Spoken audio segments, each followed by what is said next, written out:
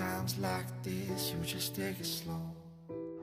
Okay guys, so we've got the carbon inserts in for the Series 3.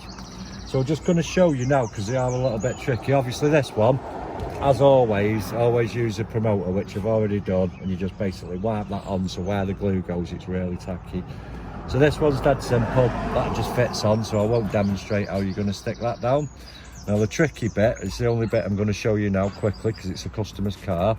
On these they've got a little edge there, so what you're going to do is you're going to poke that edge in like that, and then you're going to twist it round. Obviously at this point you've already peeled all this, and then you can just feed that in and line it up like that. Same again on the other side, so you're tucking that bit in there and then just feeding it round up to there, and that goes in. Like I say, we've put a nice edge on these, so obviously you can't see down that edge there. So I'll just take that one back out. So it's same procedure when you're coming back out, is go down.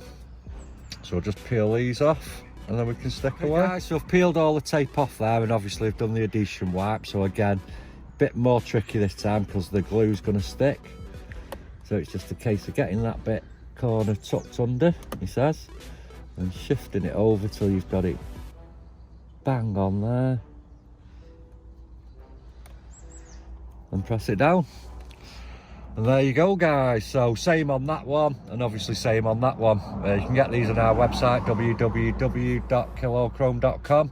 Got loads of carbon bits coming for these, so keep an eye out on the videos. Times like this, you just take it slow. I fall asleep in the pillows.